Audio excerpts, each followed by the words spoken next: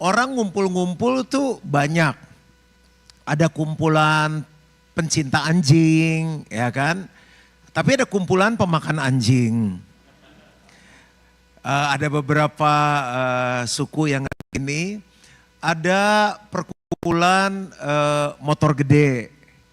Ada perkumpulan kolektor perangko. Ada kumpulan arisan. Di Amerika ada arisan gak sih? Serius. Kalau di Jakarta saya tiba-tiba ketemu orang-orang pada pakai baju kuning. Terus pada jalan bawa fotografer, aku pikir partai apa, ibu-ibu arisan. Nah masalahnya gini, kita tuh makhluk sosial, nurunnya dari Tuhan. Makanya Bapa, Putra, Roh Kudus. Baca Kejadian 1, dia bilang, baiklah kita menjadikan manusia menurut gambar dan rupa kita. Karena mereka berkomunitas, ciptaannya juga suka berkomunitas, ya kan? Makanya sebetulnya aslinya kita tuh mirip Yesus. Karena dosa akhirnya kita setengah mirip atau sepertiga mirip sama Yesus. Tapi lewat komunitas gereja harusnya terjadi perubahan. Nah, saya mau cerita bahwa komunitas itu dahsyat.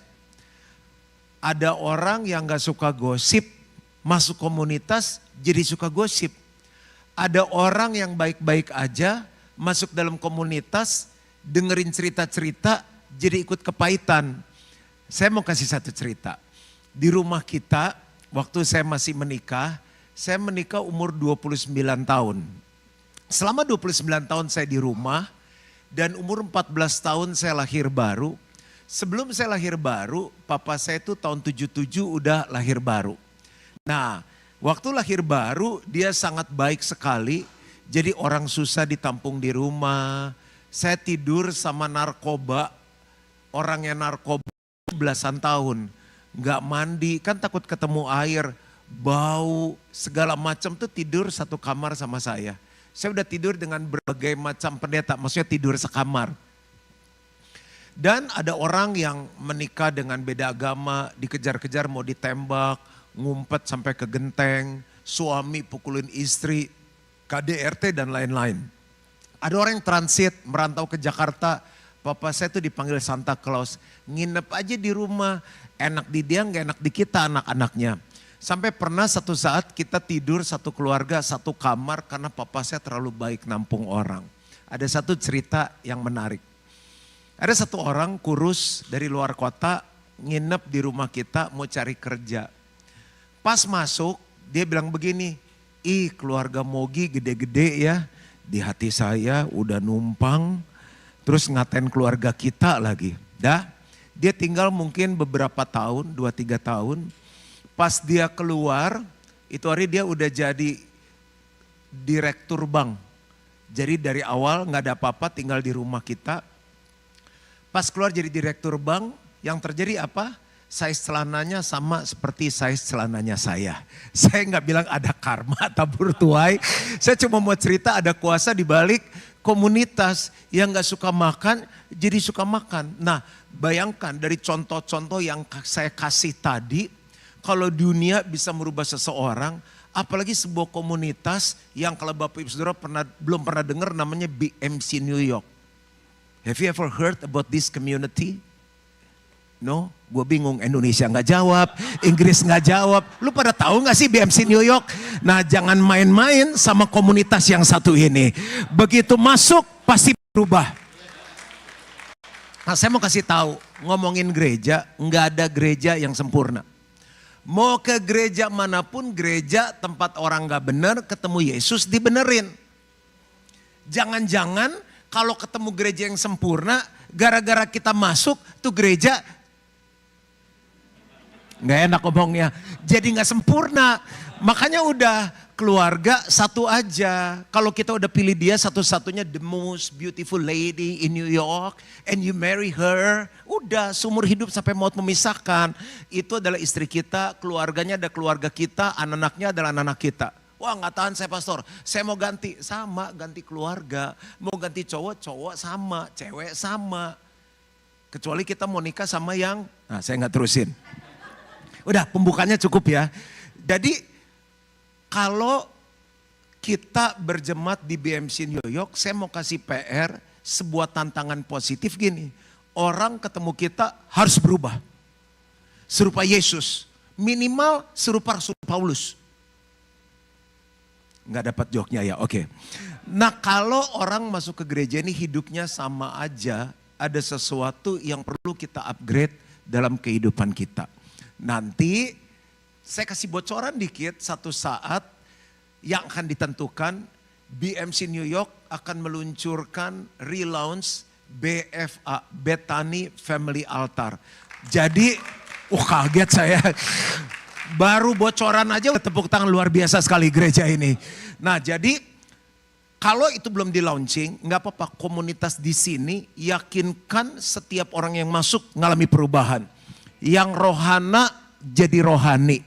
Yang mandul rohaninya jadi berbuah. Yang sakit sembuh. Yang kekurangan dia akan jadi berkelimpahan. Yang stres mau bunuh diri ingin hidup 100 tahun lagi. Ibrani 10 ayat 24 sampai 25. Yuk kita baca sama-sama dengan semangat. 2, 3. Dan marilah. Oke. Aman di awal harusnya ada. Nggak apa-apa, saya bacain aja. Selalu ada jalan keluar. Dan marilah kita saling memperhatikan supaya kita saling mendorong dalam kasih dan dalam pekerjaan baik. Jadi harusnya kasihnya bertambah. Dia mau melakukan pekerjaan yang baik. Janganlah kita menjauhkan diri dari pertemuan-pertemuan ibadah kita seperti dibiasakan oleh beberapa orang, tetapi marilah kita saling menasehati dan semakin giat melakukannya menjelang hari Tuhan yang mendekat. Saya mau bahas beberapa hal aja. Betapa dahsyatnya komunitas BMC New York ini. Kalau kita ngerti kekuatan sebuah komunitas, pasti ada perubahan hidup yang terjadi. Yang pertama, komunitas membawa kita kepada Yesus. Saya mau tanya hal yang sederhana. Kalau Bapak Ibu Saudara punya akses sangat dekat dengan Presiden Donald Trump, kira-kira hidup kita berubah nggak? Lebih buruk atau lebih baik? Ada insider information. Ada apalagi info-info yang mungkin sebelum itu naik kita bisa beli dulu dan tiba-tiba kita kecipratan juga. Makanya orang pengen deket-deket sama sumber kekuasaan. Tapi saya mau kasih tahu, ada presiden di atas presiden, ada raja di atas segala raja, namanya Tuhan Yesus Kristus. Nah saya biasa kalau pergi summer kayak begini, pulang orang pasti bilang gini, Pastor, ya. Pastor, agak gelap ya. Kenapa? Karena saya dekat dengan matahari di summer di United States of America. Nah kita dekat sama matahari ada perubahan hidup. Makanya beberapa bule yang terlalu sering jemur katanya bisa kena kanker kulit. Nah bayangin kalau komunitas ini selalu membawa orang kepada Yesus yang adalah sumber dari segala sumber. Pasti ada perubahan hidup. Nah ada kisah di Alkitab. Ada orang lumpuh punya teman. Nah kalau kita punya orang lumpuh sebagai teman, di pikiran kita gimana? Kemungkinan ya, kasihan ya, nasibnya kurang bagus. Orang dia ganti genteng bisa nyuruh orang, dia naik sendiri. Tapi jangan-jangan mungkin dia buat salah kali sama Tuhan, atau dia gak hati-hati. Tapi ini komunitasnya luar biasa, mirip-mirip Betty, beda tipis sama BMC New York. Dia punya 4 teman, temennya bilang gini, guys, kita nih main sama-sama, gede sama-sama, nyontek sama-sama, diskor sama-sama, punya pacar sama-sama. Masa teman kita lumpuh, kita diam-diam aja, yuk kita bawa kepada Yesus.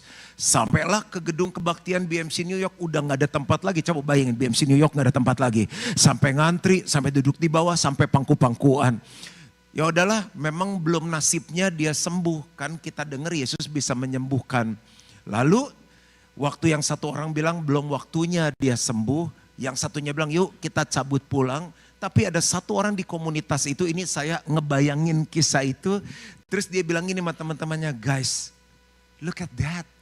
Apa sih? Tuh, apa? Genteng. Maksud lo? Kita naik genteng, kita turunin dia sampai ketemu Tuhan Yesus. Temannya bilang gini, dia kan lumpuh gara-gara naik genteng. Terus kita berempat, kita sendiri aja bawa berat kita begini susah naik ke tembok, bolongin genteng. Kita berempat terus gotong orang lumpuh. Yang satunya bilang gini, gua sih ogah, ntar gak jadi kawin kalau lumpuh.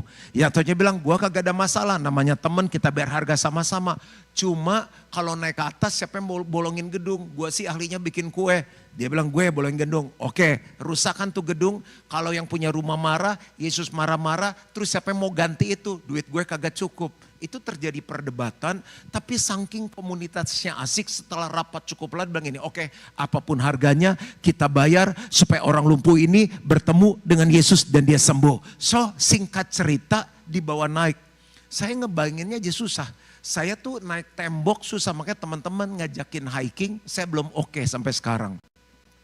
Naik tangga aja ngap ya nggak 4-5 lantai, suruh naik gunung. Hidup udah susah dibikin susah, lo aja naik gunung. Nah jadi mereka nanggung semua resiko, naik ke atas, bolongin itu, bayangin lagi kebaktian ada yang bolongin genteng di atas, itu debu kemana-mana, udah naik di atas gimana turuninnya? Bisa-bisa bukannya dia lumpuh sembuh, dia lumpuh langsung ketemu Yesus, ibadah penghiburan masuk ke kubur. Kepleset, ya udah waktunya ketemu Tuhan. Tapi mereka turunin hati-hati sekali, resiko sakit pinggang dan lain. Saya cuma mau cerita, saya nggak maksud melebaikan kisah ini, tapi komunitas yang sesungguhnya tuh gitu. Harus niat, kalau lu ketemu gue harus ada perubahan hidup. Kan kita anak Yesus. Bapak kita yang punya langit bumi beserta segala isinya. Masa orang main sama kita hidupnya biasa aja sih. Nah akhirnya turun, ketemu Yesus, singkat kata dia sembuh. Nah apa yang kita bisa belajar dari kisah ini? Komunitas membawa kita kepada Yesus. Ada 3 hal. Kalau komunitas ini mau sehat, paling tidak orang main sama kita, masuk ke gereja ini, mereka mengenal siapa Yesus. Yang kedua, mereka mengalami siapa Yesus. Yesus yang memberkati, Yesus yang menyembuhkan, Yesus yang memberi jalan keluar, Yesus yang membebaskan, harus dialami. Dan yang ketiga, mereka jadi lebih dekat dengan Tuhan Yesus. Coba bilang sama-sama, mengenal, mengalami, lebih dekat. Ini yang harus kita lakukan di dalam gereja ini. Nah, saya setiap kali ketemu orang, prinsip saya begini, orang itu hidupnya gak boleh sama. Saya harus bawa dia mengenal Tuhan, mengalami Tuhan, ya lewat siapa? Lewat hidupku. Saya harus nambahkan nilai dalam hidup orang itu. Nah sekarang masalah gini, kenapa itu belum terjadi? Karena kita belum bawa orang kepada Tuhan. Boleh enggak? Kita punya pemikiran gini, iya ya, saya tuh kalau pakai lipstik bagus aja, teman-teman saya 20 cewek beli lipstik yang sama. Lu lihat lipstik gua nih, gua udah makan soto, udah makan es teler, lihat kan gak luntur, bagus banget. Terus merahnya merah darah Yesus, ih enak banget nih lipstik. Awet lagi, dia awet sekali, pakai dikit terus udah rata gitu. 20 temennya, walaupun kita gak di endorse, beli lipstik yang sama. Yesus yang sudah dimati di kayu salib bagi saya dan saudara, kita gak pernah promo sama orang. Challenge saya bagi komunitas ini, 1 minggu kita gak ketemu, coba kita ketemu orang gak? Ketemu sepanjang minggu di kantor, di pekerjaan, tetangga kita. Kalau ketemu kita challenge-nya harus bawa mereka kenal Yesus, ngalami Yesus dan lebih dekat dengan Yesus. Nah kalau orang ketemu kita malah tambah anti Yesus, malah tambah benci sama gereja, malah gak pernah ngalami Yesus, ada sesuatu yang perlu dirubah dalam hidup kita. Bapak Ibu, gereja yang kami gembalakan, kenapa bisa bertumbuh? Karena kami lihat contoh dari papa mama rohani saya. Itu papa mama saya sendiri. GB Gilgal bisa sekarang mulai dari papa mama saya. Lalu apa yang terjadi? Iparnya mulai ikut 4 orang. Mulai dari 4 orang karena puji-pujian, tetangga nanya ngapain sih ngumpul-ngumpul. Mereka bilang kita doa, kita nyanyi-nyanyi. Satu keluarga yang datang sakit kanker, sakit kankernya sembuh. Mulai dari satu keluarga yang datang, tetangga depan datang, tetangga sebelah datang, tetangga di ganggang belakang datang. Sampai salah satu full timer kita itu anak dari papa mama yang dulu dilainin sama papa mama saya. Sampai udah punya cucu ada di gereja kita. Dan apa yang terjadi, rumah kita dulu kecil 100 meter lebih untuk ukuran Jakarta. Dari rumah papa saya yang ribuan meter dibentuk lewat krisis harus tinggal di rumah satu lantai 100 meter lebih yang tadi saya cerita banyak nampung tamu itu. Akhirnya dari ruang tamu ke ruang makan, lalu dipakailah dapur, temboknya dibobol, lalu garasi dibobol temboknya, taman belakang rumputnya diratain pakai keramik, kamar kakak saya dipakai, kamar adik saya dipakai, kamar saya dipakai, master room papa mama saya dipakai, enggak muat, pindah ke hotel, sewa ruangan. Dimulai dari sebuah pengertian bahwa ada sebuah komunitas yang bisa merubah kehidupan. Tuhan yang sama yang kerja di Indonesia, Tuhan yang sama bisa kerja di New York, di Amerika Serikat. Yang penting apa? Mau bahwa kita orang-orang yang luar biasa, kita punya kuasa Tuhan, kita punya kasih Tuhan, kita punya hikmat Tuhan. Dan itu nular di hidup saya. Saya mulai pelayanan di kampus, gak bisa apa-apa, cuma bisa worship. Saya main gitar, saya nyanyi. Bagai Raja Wali, melintasi gunung tinggi. Bagai... Orang New York tahu lagu ini sama-sama. Melintasi badai hidup sama-sama. Dibawa kepak sayapmu. Kau bawaku terbang tinggi. Bagaikan. Mulai dari encek-encek Satria bergitar ini main gitar sendiri. Satu mulai datang. Lagunya enak, kamu memang penyanyi? Enggak, saya cuma mahasiswa sama 2 orang, 3 orang, 4 orang. Waktu saya tinggalkan kampus ada 100 orang di dalam persekutuan doa, lahir baru, penuh Roh Kudus, tertanam di gereja lokal, kepala sekolahnya terima Tuhan Yesus, guru-gurunya datang ke gereja. Saya lulus tahun 1993 sampai sekarang 2026 persekutuan doanya masih ada. Dimulai dari satu orang yang ngerti bahwa ada kuasa di balik komunitas. BMC New York gak akan pernah sama lagi. Akan ada orang berbondong-bondong datang seperti orang lumpuh tadi dan mereka disembuhkan. Komunitas nular. Nah akhirnya saya contoh ya, satu orang saya menangkan lewat pelayanan. Sekarang dia menjadi tim apostolik kita, menjadi salah satu pengkhotbah. Kemarin saya pergi minggu lalu dia khotbah. Dan waktu dia sama Tuhan Yesus ngalami lahir baru, dia ajak temennya. Nah temennya itu sekarang jadi koordinator pelayanan pria sejati di tempat kita. Datang masih ngerokok. Pergi makan, saya bangun hubungan, kamu bidang apa bisnisnya? Oh senang bisa kenalan, istri asal dari mana, kegiatannya apa, anak ada berapa, ngobrol aja sebagai teman. Terus dia bilang, asik ya orang-orangnya. Kapan lagi kita ngumpul, makan-makan. Yang terjadi apa? Terima Tuhan Yesus, lepas rokok, jadi koordinator pelayanan pria, istrinya jadi koordinator pelayanan wanita. Itu terjadi tahun 92. Nah, yang terjadi apa? Dari teman saya yang satu ini namanya Jimmy, adik istrinya kenal Tuhan Yesus. Nanti kalau jadi tahun depan, ini bocoran lagi yang kedua, saya diminta untuk retret BMC bulan November 2027. Tapi kita akan bikin sebuah acara kalau jadi namanya New Life. Saya bilang yang harus khotbah itu spesialisnya Pak Awan. Itu adiknya ipar dari siapa? Teman yang saya cerita Jimmy. Kakaknya kenal Tuhan Yesus. Papa mamanya terima Tuhan Yesus. Dia bawa temannya. Sekarang dibawa kepemimpinan dia bukan pendeta. Dari orang gak kenal Tuhan ada 1.500 orang di bawah kepemimpinannya. Sekarang saya lagi muridin anaknya sekitar umur 20 tahun. Lagi saya siapkan jadi calon pembicara umur 20 tahun, pengusaha yang berhasil. Mulai dari apa? Dari komunitas. Kita gak mulai dengan pembicara yang sangat hebat, gedung yang sangat keren, enggak. Kita cuma ngikutin cara hidup jemaat mula-mula di Kisah Rasul 2 ayat 41 sampai 47. Waktu mereka menghidupi komunitas, Tuhan bilang gini, setiap hari Tuhan menambahkan mereka dengan jumlah orang yang diselamatkan. Bayangin, kalau kita hari ini misalnya 100 orang, 1 tahun ada 365 hari, dalam 1 tahun ada penambahan 365 jiwa. Kenapa? Karena mereka ngerti kuasa dari komunitas. Jadi saya cicil sharing dulu. Waktu nanti Pastor Yongki launching BFA, Bethany Family Altar, akan terjadi ledak yang luar biasa. Tapi gak usah tunggu nanti, komunitas ini udah dahsyat banget. Saya aja yang gak gereja di sini aja ikut semangat, Bapak Ibu Saudara harus lebih semangat lagi.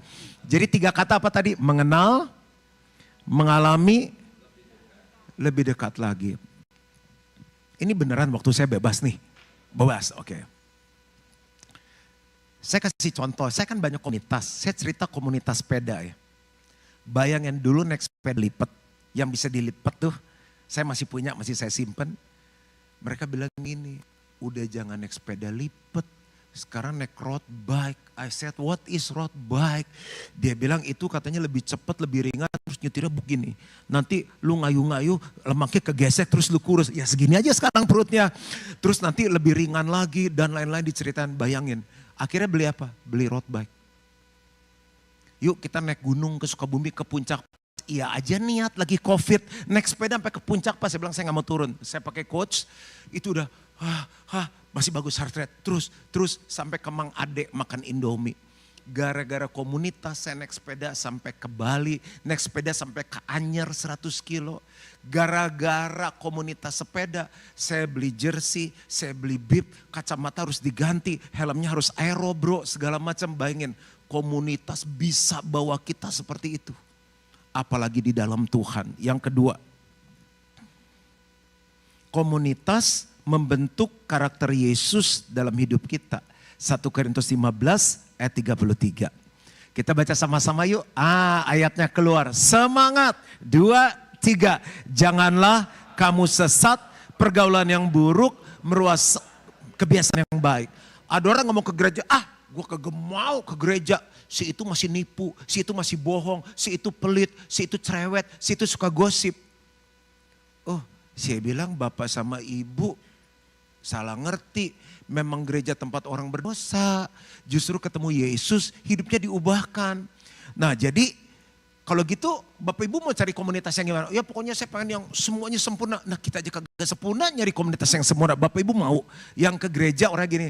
Shalom, shalom. Apa kabar? Puji Tuhan. Gimana bisnis? Haleluya. Anak-anak, glory. Gimana kesehatan kamu? Segala kemuliaan hanya bagi Tuhan. Kamu tinggal di mana? Matius 7 ayat 24 berkata, ya iyalah capek aja main sama komunitas kayak begitu. Main sama komunitas yang injek bumi. Justru ketemu orang-orang yang karakternya belum sempurna, ketemu mereka hidup kita diubahkan.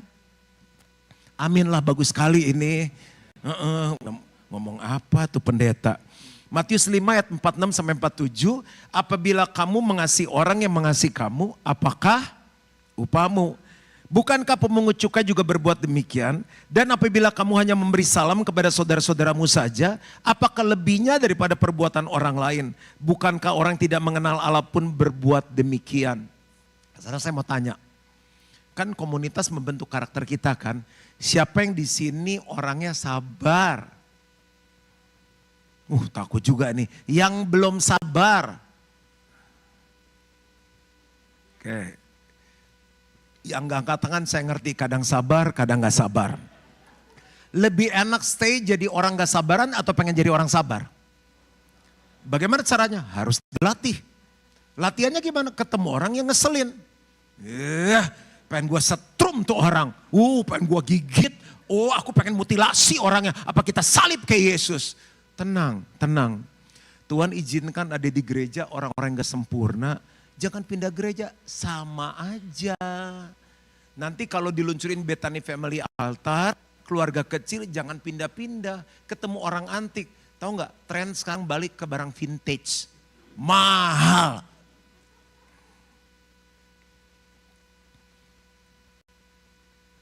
Sampai kita lulus, Tuhan izinkan ketemu dengan orang yang buat kita gak sabar.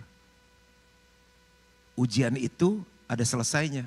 Ingat waktu kita sekolah, habis ujian, libur. Libur dulu dong. Habis libur, naik kelas. Naik kelas, belajar lagi. Habis belajar, ujian. Siapa yang di sini murah hati? Siapa yang di sini pelit? Duh, nggak asik nih, ditanya nggak jawab. Ini masuk YouTube nggak? Kelihatan loh. Kasihan tuh pendetanya nanya dari tadi nggak dijawab. Yang murah hati di sini siapa? Oke, yang pelit? Aku juga, misalnya nggak apa-apa. Kan gereja tempat orang berdosa. Justru ketemu di gereja orang-orang punya kebutuhan. Susah kena kutuk jangan main-main terkena radiasi orang susah. Justru kesempatan kita nabur. Orang itu bikin salah sama kita, ampuni. Dia bikin salah lagi, kan Tuhan Yesus bilang 70 kali, 7 kali. Dalam satu hari 2 menit sekali orangnya sama, kasusnya sama. Tapi waktu kita ngampuni hanya besar, cuma bisa terjadi di gereja. Oke, keluar gereja, karaktermu gak akan serupa Yesus. Siapa yang di sini orangnya tanggung jawab? Kita baru bisa tahu kita orang yang tanggung jawab waktu kita dikasih tanggungan. Kamu nanti yang ngatur sound system, kamu nanti yang jemputin orang-orang. Lalu kita memberikan jawaban, semuanya siap dilakukan, well done. Di situ baru kita tahu orang yang bertanggung jawab.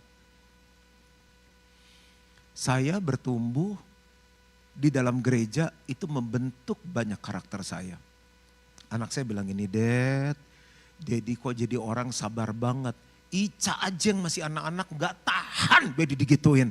Ca, kan yang digituin Dedi, kok Ica emosi? Iya, Ica sebagai anaknya emosi. Si Carisa gak tahu umurnya baru 17 tahun. Dedinya udah 31 tahun dalam pengembalaan.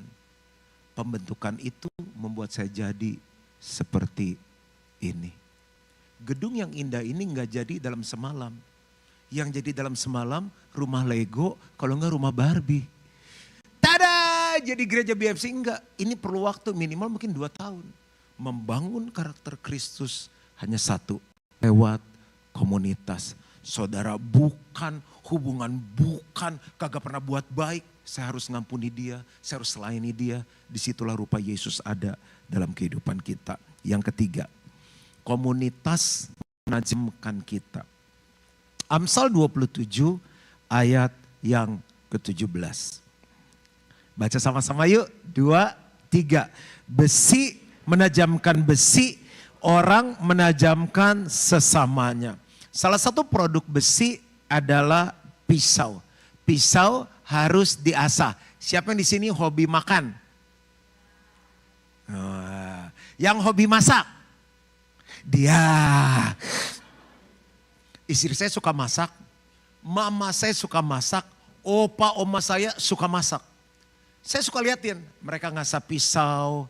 Tahu nggak salah satu hobinya apa? Beli panci, beli wajan. Saya bilang mau taruh di mana tuh wajan buat pakai helm. Beli pisau, ini pisaunya motongnya enak, katanya beda pisau Jepang. Gue kagak tahu deh, pokoknya gue tahu matang gue makan. Nah ternyata kata mereka nih ahli-ahli masak, siap salah kalau ada yang punya restoran atau apapun, pisau yang diasah akan lebih cepat kerjanya, lebih ringan dan lebih mudah. Saya bilang ini lihat ya, kamu lihat nih ya, dia bang pisau baru nih. Dia kasih wortel, lihat nih ya. Saya bilang hebat juga. Nih, saya bandingin sama pisau yang dulu saya punya. Tuh kan susah kan alot gitu. Bapak Ibu kalau mau lebih tajam dalam kehidupan, nggak ada cara lain, harus banyak diasah. Contoh. Kita tuh cenderung dalam hidup pengen lebih santai, pengen lebih nyaman, pengen lebih enak. Benar atau benar? Tapi Tuhan bilang gini, bekerjalah selama masih terang. Akan tiba saatnya gelap, di mana kamu tidak dapat bekerja lagi. Bayangin ya, tiap menit ada orang yang meninggal tanpa mengenal Yesus. Neraka.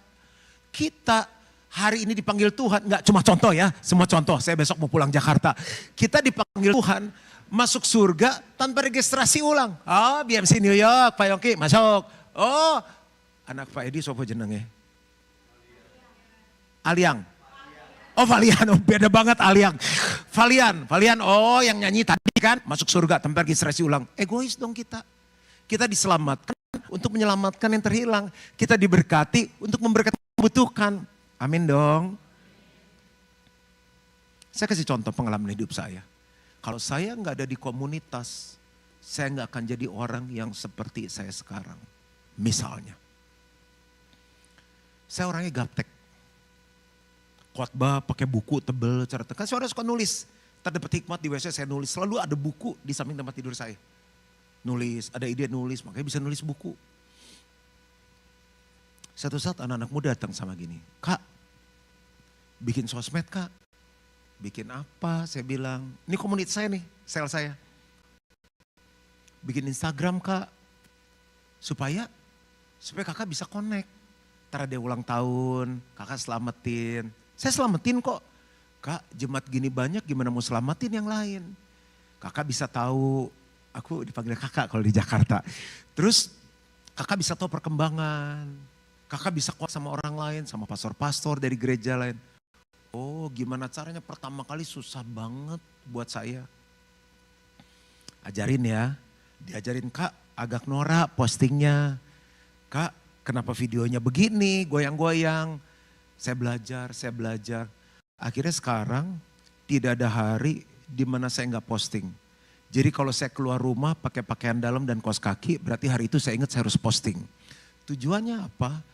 Karena lewat ini banyak jiwa diselamatkan. Orang lomba-lomba bikin konten, sifatnya apa? Yang nggak benar, yang negatif, bikin rusak orang. Sementara kita komunitas yang sehat, nggak pernah bikin konten yang sehat. Tuh kadang saya syuting ya, seharian tuh bisa mungkin jam 9 pagi selesai jam 4 sore, langsung 30 episode. Saya bikin quote, saya tulis, saya post. Tapi setiap bulan orang yang dibaptis jumlahnya luar biasa. Kenapa bisa ke Gilgal? Jadi saya tiba-tiba muncul di beranda saya konten dari Pastor Juan. Konten Pastor Juan di situ saya ngerti bahwa ada harapan untuk hidup. Ternyata ada Yesus yang luar biasa. Saya datang ke gereja, sekarang saya dibaptis, saya jadi anak Tuhan. Kalau saya nggak punya orang yang najemin saya akan jadi pria gaptek di umur 53 tahun tanpa menghasilkan buah. Apalagi dulu saya, misalnya contoh ya, kita nyewa satu gedung, pindah satu gedung, diusir, pindah satu gedung lagi. Mau ngebangun gedung disuruh Tuhan pun gak berani. Ya kumpulannya anak muda, emang beli tanah bayarnya pakai daun. Dalam komunitas saya ada satu orang yang bilang begini, Tuhan itu gak pernah kerja, dia bilang. Kamu lihat, orang melangkah dulu, bangsa Israel melangkah, baru lautnya terbelah. Bukan gini dulu, terbelah, sampai monyong kagak terbelah. Tuhan bilang melangkah dulu, lautnya terbelah. Kalau udah dapat dari Tuhan, di mana ada visi, ada provisi. Itu komunitas saya ngomong. Saya mikirin dia bener juga ya. Saya mulai keliling cari tanah. Saya dipanggil bos, mungkin karena perutnya gede. Bos, murah bos, harga segini saya susui dari Jakarta Barat, Jakarta Utara, Jakarta Selatan. Dia pikir saya duitnya banyak. Emang iya, kan bapak saya bapak yang di surga, yang punya langit, bumi beserta segala isinya. Begitu dia keluar harga, saya bilang jujur li ya, budgetnya kagak ada, baru nanya dulu. Tapi paling enggak saya melangkah, lahirlah Gilgal Center 1, lahirlah Gilgal Center 2. Kenapa? Ada orang yang ngomong kamu bisa, karena Tuhan sudah kasih visi. Nah sekarang saya mau tanya, di sekeliling kita komunitas-komunitas yang bawa kita turun, bawa kita mundur dari Tuhan, tambah males, tambah nyaman, atau komunitas yang bawa kita semakin menyala-nyala untuk Tuhan, semakin cinta Tuhan, semakin pengen nginjil, semakin pengen melayani. Dan itu cuma ada di BMC New York. Tepuk tangannya bisa lebih semangat enggak? Ini kan bukan gereja saya, Bapak Ibu harus lebih semangat dari saya.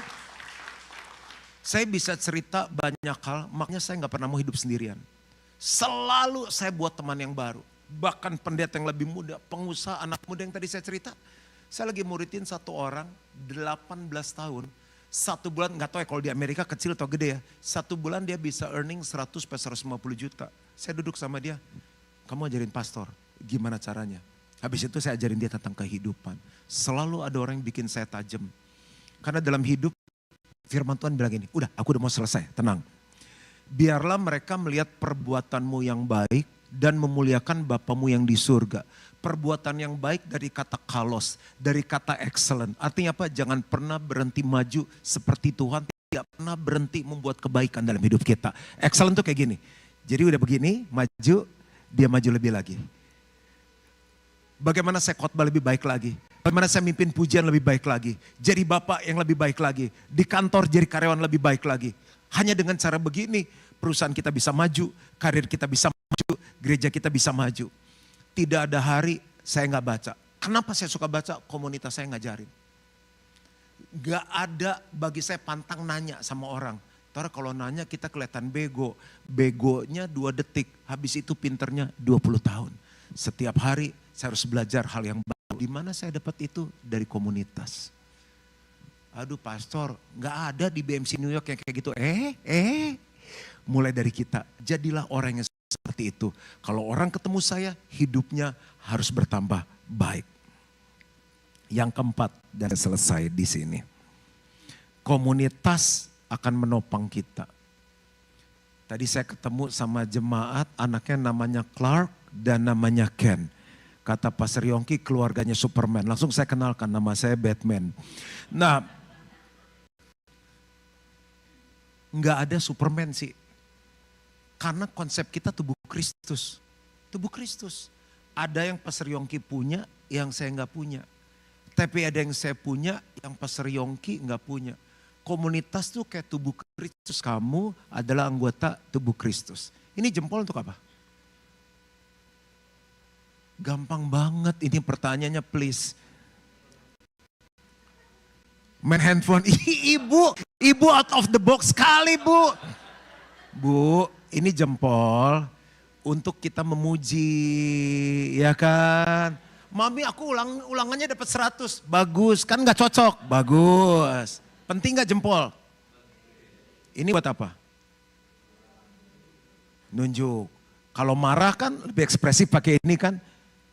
Tuh otak, taruh di kepala. Jangan didengkul. Lebih marahnya kayaknya all out banget diurapi marahnya. Itu barang di sini, mata lu taruh di mana? Pakai begini. Untuk nunjuk arah. Ya, penting gak nih? Penting. Yang tengah gak usah dibahas ya. Penting gak yang tengah? Penting. Kalau jari manis buat apa? Pastor Yongki ada pemberkatan nikah kan? Silakan mempelai pria bisa menyematkan cincinnya di jempol dari, loh kok kurang elok. Biasa penyanyi metal yang cincinnya di jempol. Kalau ini buat apa?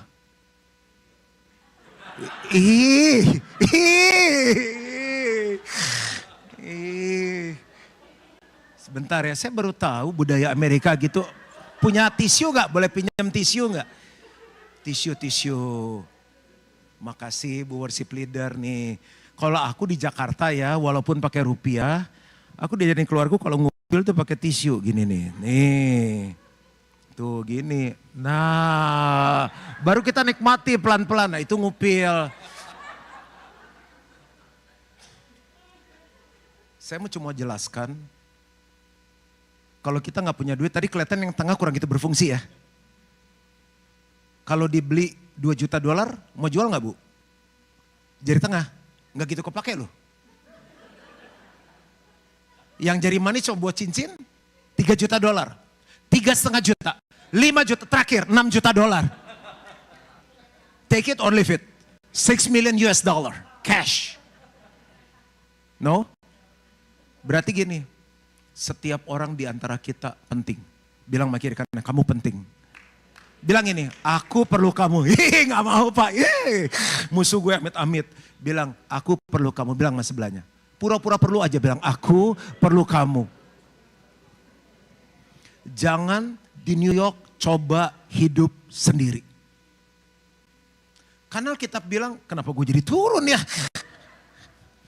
Jika kamu merasa engkau teguh berdiri, hati-hatilah.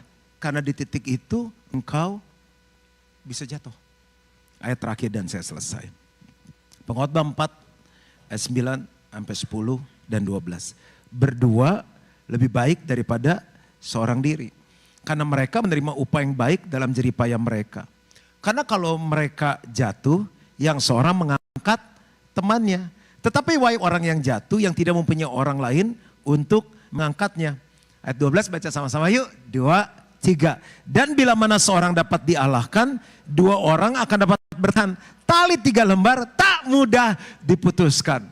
Jangan tinggalkan ibadah kita. Nanti kalau ada Bethany Family Altar, gabung dalam tempo yang singkat-singkatnya. Jakarta 17 Agustus 1945. Langsung gas masuk. 2 cerita terakhir, benar-benar terakhir. Boleh minta pemain keyboard aja nggak main, yang lain nggak apa-apa. Makasih ya Pak ya. Nah ini contoh kita saling membutuhkan. Bapak main di kunci apa? Terserah, luar biasa sekali di G kalau begitu.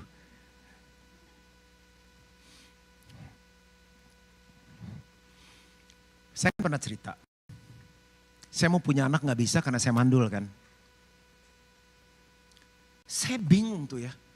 Orang-orang kenapa sampai akhirnya kita bertahan selama 7 tahun. Ada yang bilang, Pak ngangkat anak aja. Saya bilang, kan saya pengen anak saya sendiri. Buat apa? Buat mancing. Emang ikan bener deh Pak, banyak yang udah mancing terus dapat. Terus si begonya gue ikut lagi ke panti asuhan, keliling. Terus lihat-lihat gitu saya nangis tuh. Udah ketemu belum? Saya bilang gak ada yang, ya itu kan bukan anak lu. Saya bilang gak bisa. Saya pengen anak saya sendiri. Tapi kenapa saya bisa kuat nunggu 7 tahun sampai mujizat itu terjadi? Itu komunitas saya. Saya sampai di titik gini, Tuhan kita selesaikan secara jantan. Kan Allah Bapa, Putra dan Roh Kudus. Kalau mau kasih anak kasih, nggak mau kasih nggak usah. Enak. Entah gua ke sinse, minum ramuan sinse, makan telur penyu, makan daging kelinci. Saya bilang udah kayak orang gila. Tahu nggak yang buat saya bertahan apa? Ini cerita komunitas menopang. Tiap kali saya sel, mereka doain saya sama istri. Sampai nangis-nangis. Guanya mau dulu Pak, mau punya anak boleh. Kagak punya anak boleh. Tuhan, aku berdoa supaya Pastor Juat bisa hamil. Saya bilang istri saya mah gak hamil. Supaya istri bisa hamil. Mereka udah nangis-nangis, kita mah udah. Saya sama istri gini, pokoknya mau dapat. Puji Tuhan gak dapat, udah yang penting kita tetap setia sama Tuhan. Itu di rumah saya bisa jadi toko vitamin. Pak ini Pak, sing Pak, biar subur. Pak ini vitamin apa, Pak ini dari biji anggur, segala macam minyak ikan lah. Itu momen yang saya rindukan, saya paling sering ditraktir makan. Pak, makan subur-subur Pak, makan kepiting, makan kerang, makan udang. Ajak yang enak-enak, mahal-mahal. Akhirnya kolesterol gue naik saat itu, hamil mah kagak istri gue. Tapi yang saya seneng kenapa? 7 tahun itu orang concern banget. Satu saat, saya ngalami gereja tuh stuck. Saya orangnya tuh yang gimana ya. Saya kan lulusannya Bachelor Science of Business. Jadi saya kuat di fisika, matematika, chemistry. Matematika saya flat 100 terus. Dari 101 sampai 100 flat. Enggak ada 99, enggak ada. Jadi hitungan saya, khotbah kagak jelek-jelek banget. Kalau enggak kan hari ini saya khotbah yang pertama dan terakhir di BMC New York. Muka walaupun digelodok pasaran enggak jelek-jelek banget, segar juga dilihat. Pujian ngangkat, ada yang nangis, ada yang dijamah Tuhan. Gereja walaupun nyewa silingnya pendek banget, cuma 2,5-2,6 meter. Ada AC, nyaman. 2 keliling, 2 puasa bukan 40 hari lagi, 80 lagi 100 hari. Makanya sekarang saya kuat puasa, makan sehari juga saya kuat. Udah kebiasa puasa, kebiasa susah. 2 keliling, mata-matain setan. Sampai setan bilang gini, Bapak tuh lebih setan dari setan. Kita udah dipatahin setiap hari, itu udah mutilasi dosa. Enggak, ini joke yang terakhir. Kupatahkan setiap menghalang gereja betul, patah dalam nama Tuhan Yesus. Tahu gak yang bikin saya kuat sampai Gilgal sekarang seperti ini? Komunitas saya gak pernah tinggalkan saya. Dia bilang gini, Pak, kalau Bapak semangat, kita semangat. Kalau Bapak lemes, kita lemes. Bapak mundur, kita mundur. Tapi kalau Bapak maju, kita dukung sampai kapanpun Gilgal. Karena Gilgal adalah keluarga kita. Saya dituin, mendidih di hati, mendidih di hati. Semangat, makanya Gilgal ada seperti ini. Kalau saya gak ada komunitas, selesai Juan Moge. Udah terakhir juga gak ada amin Tuhan, hanya Engkau yang tahu hatiku. Saya cuma mau pesan satu, komunitas kita ini komunitas no play. bukan kaleng-kaleng. BMC New York adalah komunitas yang luar biasa. Doa saya, BMC New York jadi life changing community. Orang sakit gak bisa sembuh, orang bilang lu ke BMC New York.